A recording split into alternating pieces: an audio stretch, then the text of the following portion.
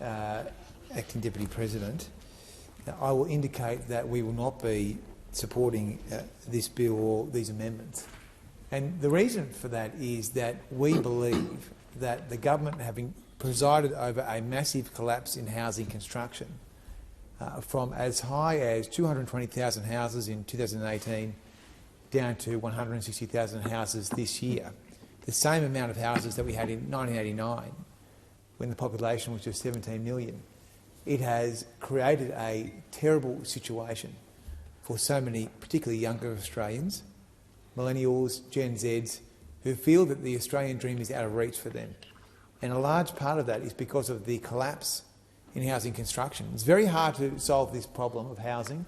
We all care about housing unless you get the houses built. And ultimately, the numbers don't lie. So we're down to 160,000 houses this year. So we are in a terrible position in this country on the supply side. And so the government, seemingly having given up on supply, now wants us to consider a demand-side bill for which it's done no modelling on its impact and which is very clearly only going to work at the absolute margins for very few people. And these schemes, these shared equity schemes, have been massively unpopular for cultural reasons.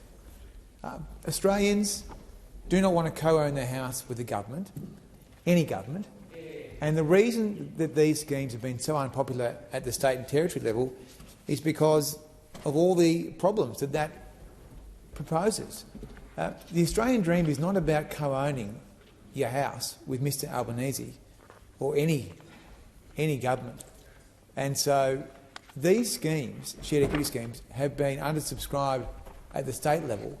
And so the idea that the Commonwealth would come in now as their only demand-side measure of this government and seek to put in place a shared equity scheme without any other consideration of other demand-side policies that they may be able to deploy to support what is ultimately a supply challenge is very regrettable. And so we are opposed to these bills, this bill, Help to Buy, for cultural reasons, but we are also opposed to it because it is not very imaginative. I mean, there are other things that the government could have done to help people with the deposit. They could have opened up superannuation. They don't want to do that because that doesn't suit their vested interests. They could have looked at the lending laws. I mean, it's pretty hard to get a first house without a mortgage, but they haven't bothered to look at the mortgage rules. And so this is their only policy. And as we have traversed this at the Senate estimates with Senator Gallagher, with the Minister for Finance Gallagher, she has made it very clear that this is the government's only demand-side policy. This is it. A shared equity scheme, friendless shared equity scheme, and one that will cost the Commonwealth $5.5 billion and offer a maximum of 40,000 places. Now, to give you an idea of the scale of the problem here, we need to be building about 250,000 houses a year in this country. So this is a tiny but very expensive scheme which has already proven to be very unpopular. So I indicate that we will be opposing this bill. We will be opposing all the amendments in this debate, and I look forward to asking some questions now we're in the Committee of the Whole. But I might just see if others want to make a contribution before I do that. Okay. Senator Bragg. So can I take you to the price caps? What is the price cap in Sydney? Minister. In Sydney, for the capital city and for regional centres, the price cap will be $950,000. Senator Bragg. And what is the median dwelling cost in New South Wales? Minister. Well, I think I heard you say earlier, and I think you said $1.2 million in terms of Sydney properties. Certainly, the median price is above the price cap for this scheme. It is directed towards more affordable properties. I think that's what Australians would expect for a scheme of this nature. Senator Bragg. What about the Help to Buy cap in Brisbane? Minister. What's the Help to Buy cap in Brisbane? I'll just give you the call back, Senator Bragg, because your microphone went off on the last sentence. Senator Bragg, before I go to the Minister. What is the Help to Buy cap in Queensland, Brisbane? Minister. For Queensland, for its capital, Brisbane, and for regional centres, the price cap will be $700,000. Senator Bragg. Thank you, Minister. And what is the median dwelling price in Queensland? Minister.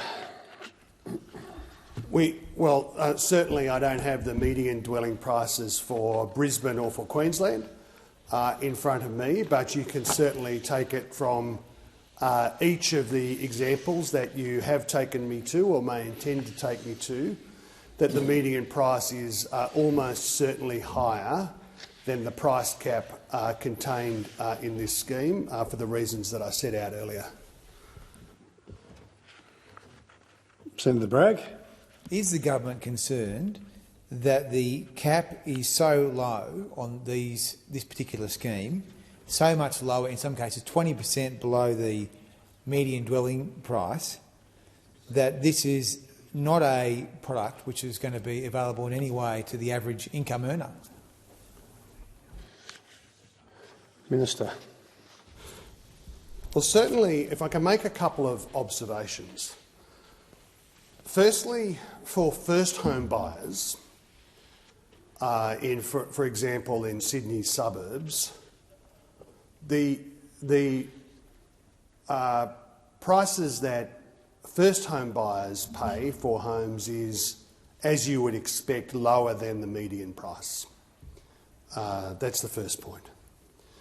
The second point is that, of course, this scheme is aimed to support Australians to achieve home ownership by enabling them to purchase moderately priced homes. That is, it is not designed for the top end of the market, and the property price caps reflect that objective of the scheme. Of course, they will need to be adjusted over time, and the scheme of the legislation allows that to happen as the market develops in Australian real estate. Senator Bragg. Minister, the scheme is not designed for the top end of town, but it's also not designed for the average income earner, is it? Minister. Yeah, this scheme is certainly targeted for nurses and teachers and people who work in our police services or in retail.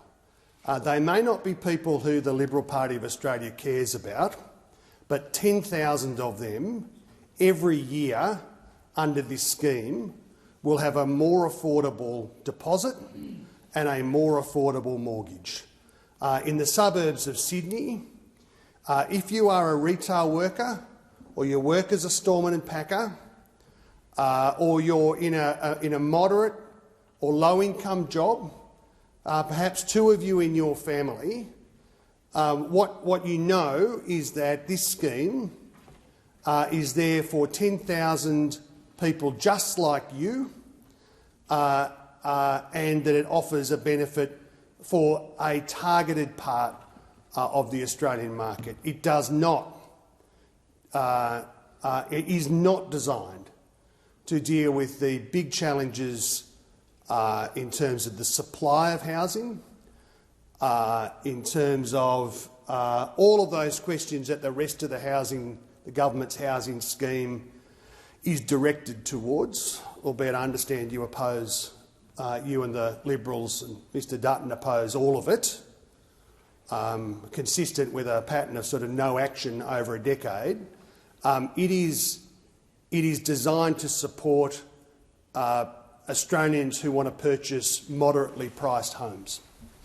Senator Bragg. Minister, the research organisation PropTrack found that in relation to these Help to Buy caps in Sydney, that a Sydney insider would be unable to purchase 96% of the homes using the Help to Buy scheme?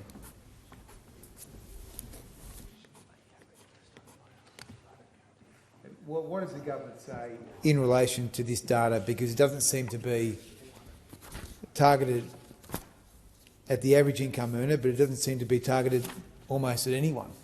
Minister. Well, the average first home buyer purchase is $480,000. Compared to the medians, that's quite a moderate figure. That is the average for first home purchases in Australia, and this scheme is directed towards. While a broader group of Australians are, there are people who have purchased a home before, who, because of their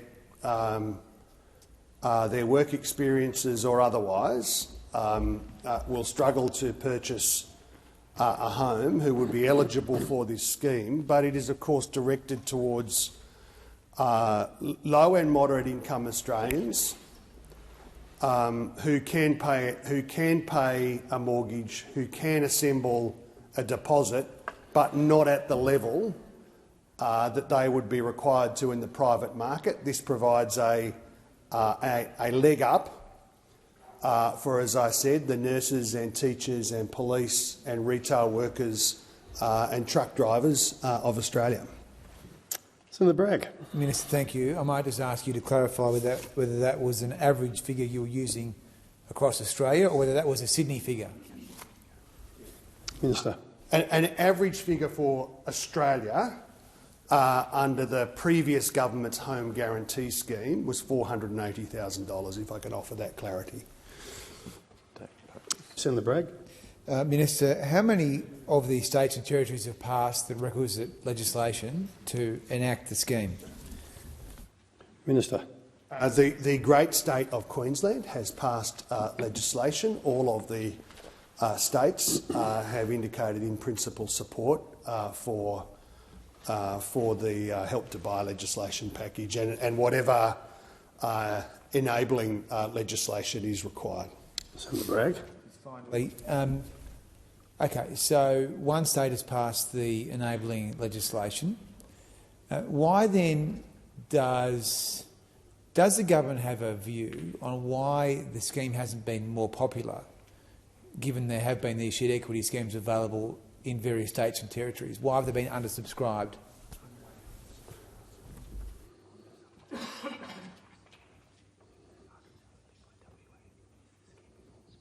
Minister. I mean, I think the first point is that, of course, Australians have been waiting for this Senate to do its job and pass the legislation. And delays have consequences for ordinary people. Might not have consequences for people in this place, but has consequences if you're a nurse or a teacher trying to get a house, and it has had consequences for 10,000 of them. Secondly, states and territories, with the passage of this legislation and the certainty that provides, I assume will not want their citizens locked out of capacity to access the scheme. And thirdly, while there are other similar schemes in some of the states and territories, advised Western Australia, where 100,000 people over time have benefited from a similar scheme that doesn't have exactly the same architecture, that states and territories will be very keen to make sure that New South Wales people, Victorians, South Australians and Western Australians and Tasmanians all have access to this scheme.